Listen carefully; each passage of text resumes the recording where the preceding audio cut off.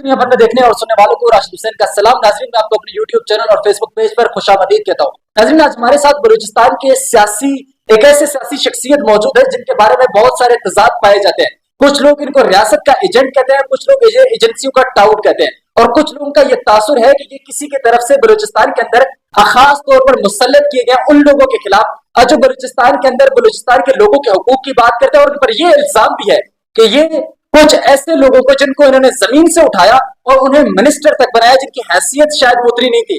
इस हवाले से आज वो हमारे साथ मौजूद है, इनसे यही चीजें जानेंगे कि आपके ऊपर आइए जो आए रोज इल्जाम लगाए जाते हैं, इल्जाम में कितनी सच्चाई है, इनमें कितनी हकीकत है, और आखिर में ये इतनी ताकत आपके पास आई कहां से, और आप किस तरह इतने ताकतवर शख्सियत बने कि आपके ऊपर ये इल्जाम लगाया जाता है कि आप रियासत के जो है डेथ स्क्वाड को चला रहे हैं। और अगर ये तमाम तर चीजें आप कर रहे हैं तो ये तमाम तर ताकत और ये तमाम तर इख्तियारात आपके पास आए कहां से, इस हवाले से हमारे साथ आज गुफ्तगू करने के लिए मौजूद है बाबर खिचक साहब। पाकिस्तान पीपल पार्टी से इनका ताल्लुक है। अब बाबर खिचक साहब, सबसे पहले तो आपका बहुत बहुत शुक्रिया, आपने हमें वक्त दिया।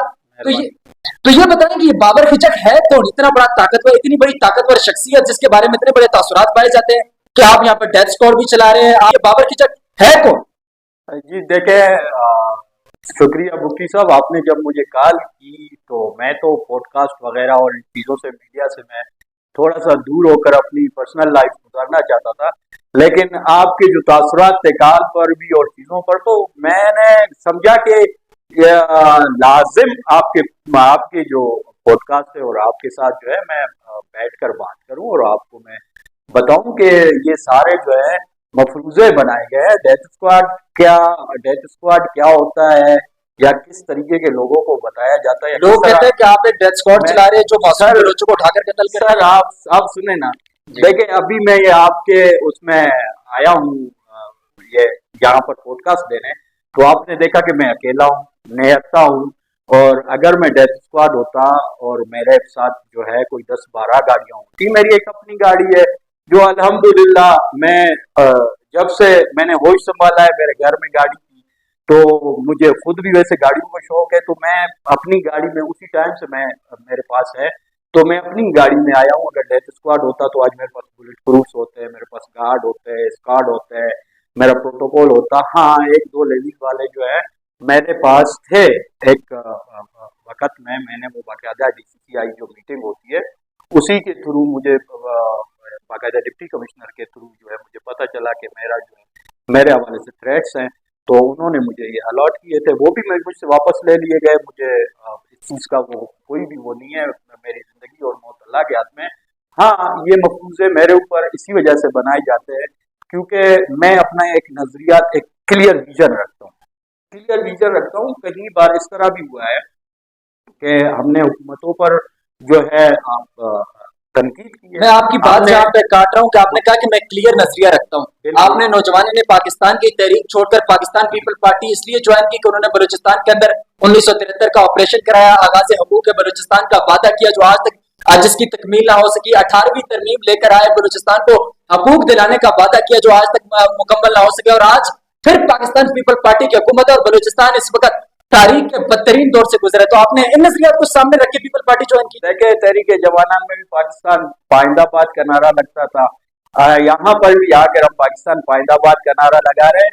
असल मसला ये नहीं है कि आप देखें, सियासत हर पे आखिर नहीं होती, और कभी भी आप ये देखेंगे कि हर बंदा जो है अपने जब भी सियासी जद्दोजहद करता है तो उससे सीखता है, समझता है। जब तहरीक जवानान में था तो मैंने 1 साल में 44 एहतजाज बुनियादी सहूलियात के लिए मैंने निकाले, उसमें मेरे ऊपर 7 FIR हुई। उनको क्यों कोई हाईलाइट नहीं करता? उनको आप तो बुक्की साहब, आप तो इस तरीके के साथ आप मुझे मतलब क्या कर रहे हैं, क्रिटिसाइज कर रहे हैं, लेकिन उन चीजों को आप कहाँ थे? आपने क्या उन 44 प्रोटेस्ट को जो है मैंने वो एहतजाज किया? मैंने यहाँ से 1400 किलोमीटर लॉन्ग मार्च किया, यही PTI की हुकूमत थी। मैंने यहाँ से 1400 किलोमीटर पैदल लॉन्ग मार्च किया इस्लामाबाद तक। उस टाइम ये सहाफी कहाँ थे? उस टाइम ये लोग कहाँ थे? उस टाइम मैं जब रियासत को एक हिसाब से जो हुकूमत होती है वो रियासत की नुमाइंदा होती है, मैं उसे क्रिटिसाइज कर रहा था, तो उस टाइम कहाँ थे? मैं तो उस टाइम के वजीर आजम को मैं बाकायदा कह रहा था कि आप जो यजीदी हुकूमत चला रहे हैं, आपकी हुकूमत का आप सुने, आप अभी आपने अपनी बात की, अपना सवाल लिया, अभी आप मेरा जवाब सुने। उस टाइम आप कहाँ थे, या उस टाइम बाकी दीगर साफी, या ये जो आज जो है ये बलूचिस्तान के हामी बने हुए हैं, ये कोई क्या है कोई क्या है, मतलब वो उस टाइम क्यों नहीं देख रहे थे? उसके बाद चले वो उस इशू को छोड़े, वो एक मतलब हमने 1400 किलोमीटर नामुस रिसालत के लिए किया, उसको भी आप छोड़े, 46 एहतजाज किए, उसको भी छोड़े।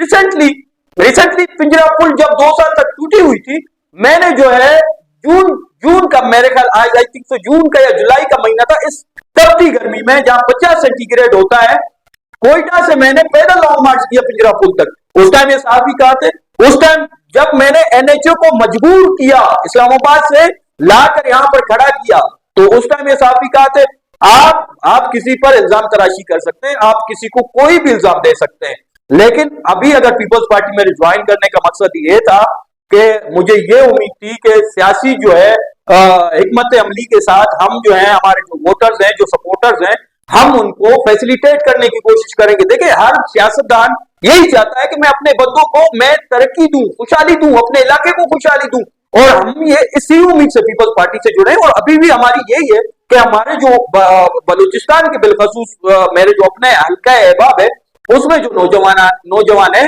वो बेरोजगार है, मेरे साथ सारे वो लोग जुड़े हैं। आप मुझ पर डेथ स्क्वाड का, आप मुझ पर रियासती एजेंट का, रियासती टाउट का कोई भी इल्जाम लगा सकते हैं। क्या आज जाकर आप मेरे डिस्ट्रिक्ट में देखें कि मेरे साथ वो बंदे जो 300 रुपए की मजदूरी दिहाड़ी करते हैं, लेकिन आज भी तो आपकी है ना, आज हुकूमत क्यों कुछ नहीं करी? आज तो आपकी हुकूमत है। देखें हुकूमत को हम आज भी क्रिटिसाइज करते हैं, कहां कहीं पर भी हमें कोई गलत पॉइंट मिलता है हम उसे क्रिटिसाइज करते हैं। वो मेरा ट्विटर अकाउंट है, मेरे सोशल मीडिया अकाउंट है, मैं वहां पर भी हुकूमत को भी, आज की हुकूमत को भी, मैं उस हुकूमत का इत्यादी हूं, मैंने उसे सपोर्ट किया है, मैंने उसे प्रमोट किया है, लेकिन आप ये मुझे बताएं कि मैं वो स्ट्रगल जो पॉजिटिव स्ट्रगल कर रहा हूं, क्या वो क्यों नहीं दिखती? आप लोगों को वो क्यों नहीं दिखती यार? आपने जो कॉल पर बात की, मैं हक्का बक्का रह गया यार, ये क्या मफरूजे बनाए जा रहे हैं, किस तरीके की बात की जा रही है? अगर किसी को हम सपोर्ट कर रहे हैं, हम किसी को अगर उसकी किस्मत में कहीं पर बैठना है, मतलब वो मिनिस्टर बन जाता है, तो इसका ये मतलब नहीं है कहने मैंने लेकिन आपकी सपोर्ट से कोई आया है? आप इस बात की तस्दीक करते हैं कि आपके सपोर्ट से, आपके ताल्लुकात की वजह से कोई शख्स या शख्सियत इस वक्त बलूचिस्तान हुकूमत में कोई मिनिस्टर बनाया, बशीर बने? यार देखें, मेरे सपोर्ट से बना है, मैंने सपोर्ट किया है, मैंने पूरी हुकूमत को सपोर्ट किया, मैंने सीएम साहब के हक में भी मैंने ट्वीट की हैं, मैंने वैसे भी दूसरे लोगों के भी हक में ट्वीट किए हैं। तो अगर कोई शायद हो सकता है मेरी ट्वीट से कोई इम्प्रेस होकर, मतलब पीपल्स पार्टी ने इम्प्रेस होकर उसे बनाया हो, तो मुमकिन है, हो सकता है, अगर आप लोग समझते हैं तो हो सकता है, बाकी लोगों को पता है कि कौन हुआ है कौन नहीं हुआ है, मतलब मैं इस बारे में मैं कुछ नहीं कह सकता, मैं एक गरीब बंदा हूँ, मिस्किन बंदा हूँ। अगर मैं अच्छा ये बता दें कि पीपल्स पार्टी इलेक्शन के दौरान बड़े बड़े वादे किए थे बलूचिस्तान के नौजवानों को, रोटी कपड़ा मकान, 1973 से लेकर आज तक ये दावे किए जा रहे हैं। अब हुकूमत बन गई, वजीर आला आपका, वुज़रा आपके, लेकिन बलूचिस्तान के अंदर आए रोज धमाके, शाहराहों पर नाके, मासूम लोगों का खून बह रहा है, कभी फौजी जवान इस मुल्क के लिए अपनी जानें कुर्बान कर रहे हैं, कभी मासूम शहरियों को उठा के मारा जा रहा है, और वजीर आला बलूचिस्तान आए रोज कहते हैं कि रियासत की रेट कायम है। और अगर रेट की बात की जाए तो मेरे ख्याल में उनके अपने हल्के के अंदर इस वक्त रेट ना होने के बराबर है। तो फिर ये हुकूमत क्या क्या रही है? ये हुकूमत किस काम के लिए बनाई गई है? देखें, रियासत की रेट को आप कभी भी चैलेंज नहीं कर सकते, और ये ना कोई कह सकता है। ये एक अलग बात है, हमारे सियासतदानों की नालायकी होगी, मैंने इस पर तनकीद की है, खुल के तनकीद की है। हमारे सियासतदान अगर अवाम को एंगेज कर पाते इस चीज को बहैसियत एक नौजवान सियासतदान या नौजवान सियासत के तालिब इल्म, मैं ये समझता हूँ कि हमारे एमपीए, हमारी हुकूमत के नुमाइंदों की जो है वो, अगर आप कमजोरी कहें या आप सुस्ती कहें, वो है वो अपने हल्कों में जाए, जिस तरह वो इलेक्शन की कैंपेन करते हैं, इसी तरह इलेक्शन की कैंपेन करें। वो 20,000 वोट या 25,000 वोट लेकर आए, वो हर महीने जो है 2-2 हजार बंदों को निकाले रोडों पर, पाकिस्तान के लिए जो है वो मतलब अपनी जाति उस पर जो है वो करें, बुनियादों पर, अपनी जाति ताकत पर। देखें, हम जब बहैसियत बाबर अगर कभी अपने हल्के में जब जाएगा, तो वहां पर वो एक एक घर के उस पर जाकर वोट अपनी जात के लिए मांग सकता है कि जी मुझे एमपी बना। बिल्कुल ठीक है। तो बाज़ात बाबर पाकिस्तान की रियासत के लिए क्यों नहीं जाता कि जी आप पाकिस्तान की नजरियात को जो है आप प्रमोट करें, सपोर्ट करें। मैं बहैसियत एक सियासतदान कहीं पर भी हो, किसी भी जगह पर हो, पाकिस्तान की रिट के लिए, पाकिस्तान के नजरिए के लिए, नजरिए पाकिस्तान सर के यही लिए। तो हमारा भी इख्तिलाफ है। अख्तर मेंगल साहब इक़्तिदार में होते हैं, पाकिस्तान जिंदाबाद का नारा लगता है। नवाब भुट्टी साहब जब तक उनको इक़्तिदार मिला था तो 73 का ऑपरेशन खुद खड़े होकर करवाया। आज सरफराज भुट्टी इक़्तिदार में है तो पाकिस्तान जिंदाबाद का नारा लगता है। लेकिन जब पाकिस्तान के लिए निकलने की बात आती है या कोई इस तरह का मामला बन जाता है तो फिर सिर्फ तकरीरों के हद तक या असेंबली में खड़े होकर दो चार धड़के मार देते हैं या एक प्रेस कॉन्फ्रेंस कर देते हैं। उसके अलावा हकायक पे या जमीन पर वो चीजें हमें नजर क्यों नहीं आती? उसके लिए तो फिर एक मासूम बलोच निकल रहा है या बलूचिस्तान के अंदर रहने वाला एक मासूम पख्तून निकल रहा है, वो जो इक़्तिदार के मजे लूटे हैं वो लोग उस वक्त कहाँ गायब हो जाते हैं। लेकिन जब आप अपोजिशन में होते हैं तब आपको बलूचिस्तान के मसले भी याद आते हैं, तब आपको बलूचिस्तान की महरूमें भी याद आ जाती है, तब मिसिंग पर्सन भी एक मामला होता है। लेकिन जब इक़्तिदार में होते हैं तो ये तमाम तर चीजें एक झूठा प्रोपेगेंडा खिलाती है। तो ये फिर दो नस्लियत तो इन सियासतदानों की तरफ से बनाया गया ना। देखिए, सबसे बड़ी बेवकूफ वो है जो ऐसे सियासतदानों को सपोर्ट करते हैं कि हुकूमत में उनका एक चेहरा और अपोजिशन में दूसरा चेहरा हो। और बिल्कुल ये आपकी बात को, इसको मैं मानता हूँ इसमें है। लेकिन अब मसला कहाँ आता है ना, देखे अवाम को समझना चाहिए। अवाम हमारी बदकिस्मती से जो जेंजी है उसमें नेगेटिविटी की थोड़ी सी जो है वो, मैं बहुत माजरत के साथ, ये बहुत बड़ी बात है। जेंजी में एक चीज है कि वो नेगेटिविटी को बहुत पसंद करती है।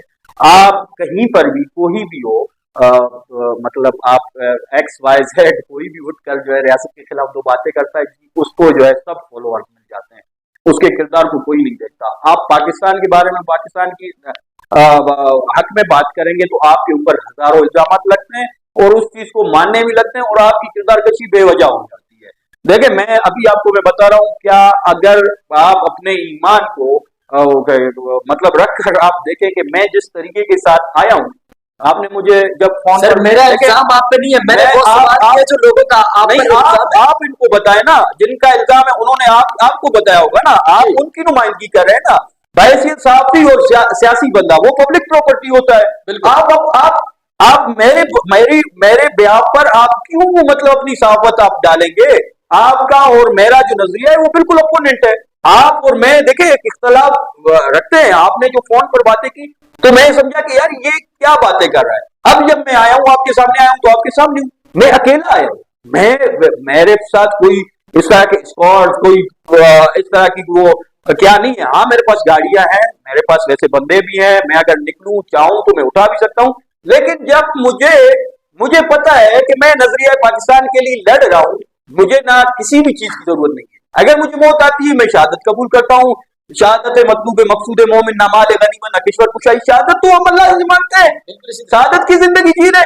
तो आप अपने नाजरीन को बताए ना, आप इतने तल्ख सवालात या इतनी तल्ख बातें जब आपने फोन पर की कि आप इस तरह है, आप उस तरह है, तो मैं उसी चीज के लिए जो है आपके पास। सर नाजरीन का इल्जाम आप पर यह भी है कि आपने बकायदा ये चंद लोग बिठाए गए हैं, चंद चैनल्स को लॉन्च किया गया है कि जिन्होंने बकायदा जो BYC है या महारंग है या जितनी के तंजीम बलूचिस्तान की जो खवातीन है उनके खिलाफ जो है उनकी किरदार कुशी की गई है, उनके खिलाफ मुख्तलिफ बातें की गई है।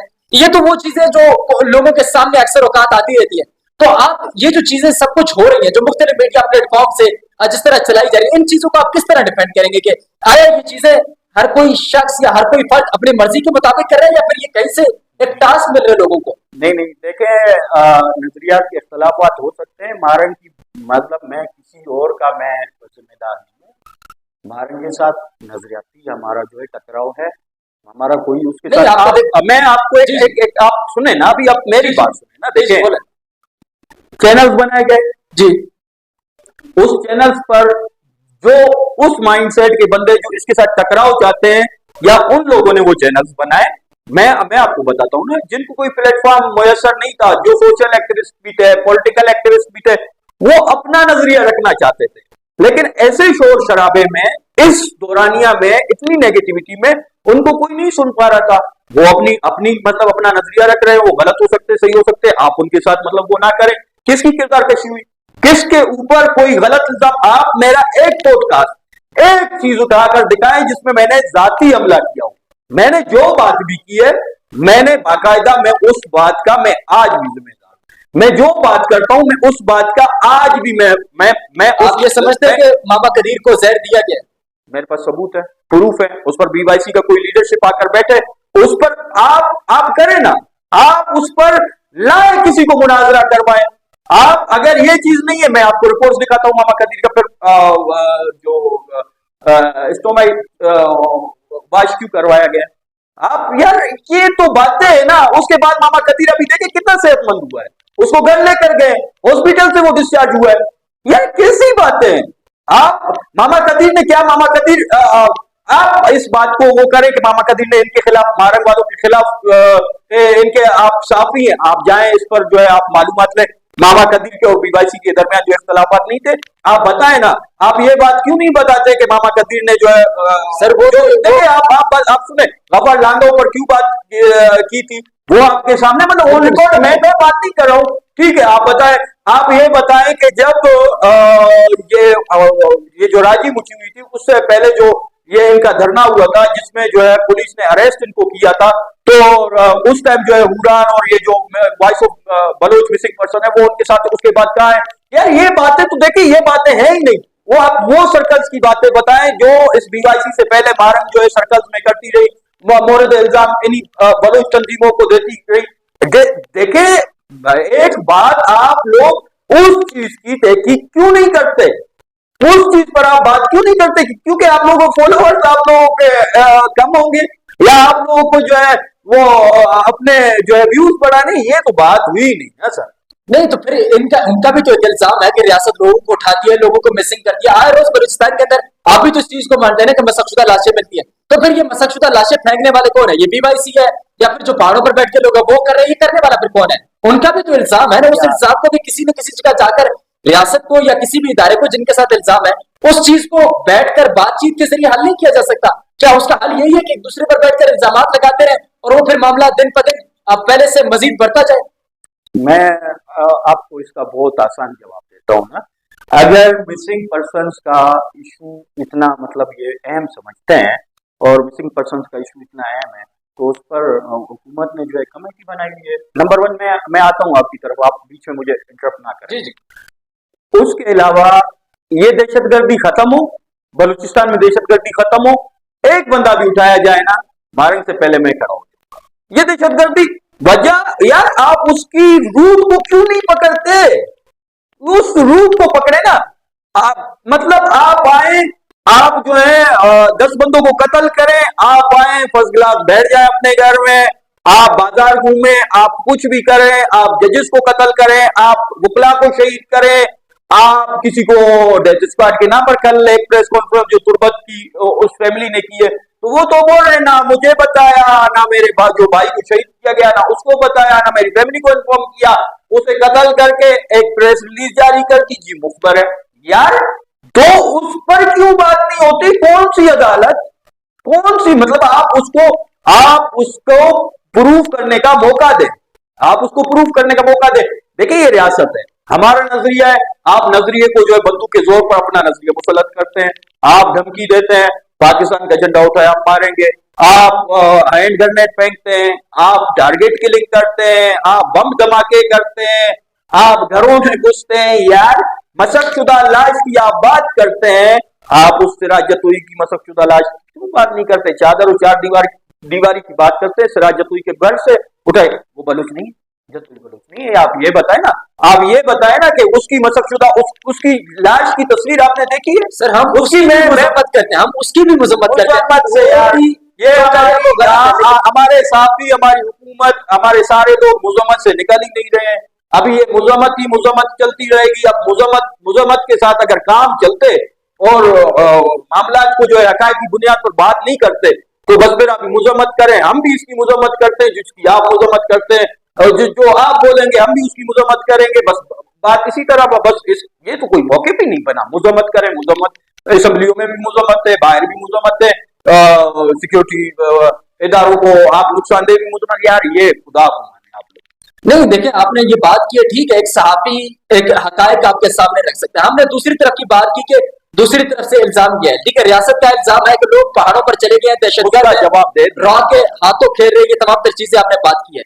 लेकिन सवाल यह है कि अगर एक नौजवान को बरगलाया जाता है, उसको पहाड़ों पर लेकर जाया जाता है, उसको पैसे की लालच में किसी भी चीज पर लेकर जाया जाता है, नेगेटिविटी फैलाने के लिए किसी भी तरह लेकर जाता है, क्या रियासत के पास उसको काउंटर करने का, एक नौजवान को सेफ रखने का कोई रास्ता नहीं है? आप ये जो यूथ के नाम पे अरबों रुपए यहाँ पर हर साल लगाए जाते हैं, यहाँ पर दावे किए जाते हैं कि हम बलूचिस्तान के अंदर ये कर रहे हैं, वो कर रहे हैं। अगर ये नौजवान चंद हजार रुपए के लिए पहाड़ों पर चला जाता है तो वही 1000 रुपए रियासत उसको क्यों नहीं देती? यार ये तो अभी हुकूमती नुमाइंदों से जाकर पूछे ना, मेरी बात सुने ना। देखें अभी यूथ के लिए जो है जो नवाबजदा जमाल रहसानी ने एक 3 महीने का वो मतलब स्पोर्ट्स का और कल्चर का मिनिस्टर था, उसने 3 महीने में क्या क्या कुछ कर दिया। देखें ये एक बहुत लंबी डिबेट है। अभी मैं आपको मैं बता रहा हूँ, हुकूमत भी इन कामों के अंदर गलत मैंने है। तो आपको पहले बताया कि हुकूमत जो है अपने भाई हल्कों में जाए, 2-2 हजार बंदों की रैली निकाले। 65 एमपीएस है, ठीक है, हर महीने ये रैली निकाले। 1,30,000 बंदा जो है आप 65 के 2000 के हिसाब से आप लगाए, 1,30,000 बंदा रोडों पर आ जाएगा। भाईजान अभी मैं तो हुकूमत में नहीं हूं, मैं हुकूमत का हिस्सा हूं, मैं हुकूमत को मैंने सपोर्ट की है, मैं उसको आज भी तनकीद बना रहा हूं। ये बात मैंने पहले रखी है, हुकूमत है इसकी, हुकूमत जाए अपने हल्कों में, वो अपने हल्कों में नहीं जा रहे हैं। एक फौजी, एक कर्नल, एक मेजर, एक ब्रिगेडियर, वो जो है पंजाब से, केपीके से या बलूचिस्तान का ही वो जो है नौजवान, वो सर कर सकता है किसी और डिस्ट्रिक्ट में, किसी और हल्के में, किसी और जगह जाकर वो दहशतगर्दों का भी मुकाबला करता है, वो हर चीज भी करता है। तो ये हमारे एमपीएस नहीं जाते। तो ये तो बात मैं कर रहा हूँ, चाहे वो हमारी अपोजिशन के हो, चाहे हुकूमत के हो, कुछ भी हो, हमारे जितने 65 पैमान है उनसे मैं आपको बता रहा हूँ मेरी जान, कि वो जाए और वो उधर अपने हल्कों में जो है नुमाइंदगी करें। जी नाज़रीन, आपने बाबर खिजक की गुफ्तगू सुनी। उनका यही कहना है कि उनके ऊपर जो इल्जामात लगाए जाते हैं, कोई उनको रियासत का टाउट कहता है, कोई उन्हें एजेंट कहता है, कोई उन्हें किसी डेथ स्क्वाड का सरबराह कहता है। उनका ये कहना है कि ये तमाम तर इल्जामात हैं, ये इन पर हकायक पर कोई भी मबनी इल्जाम उनके ऊपर नहीं है। साथ ही साथ उन्होंने ये भी कहा है कि बलूचिस्तान के मसले का हल ये है कि ये जो सियासी लोग हैं इनको अपने हलकों में जाना चाहिए, इनको अवाम के लिए काम करना चाहिए। जब हुकूमतें मुखलिस होगी, जब बलूचिस्तान के अंदर लोग मुखलिस होंगे, जब इन लोगों को मौके फराहम किए जाएंगे, तब बलूचिस्तान के अंदर अमन भी आएगा और बलूचिस्तान के हालात एक अच्छे मुस्बत रास्ते की तरफ भी जाएंगे। अब तक के लिए इतना ही, मुझे दीजिए इजाजत, खुदा हाफिज।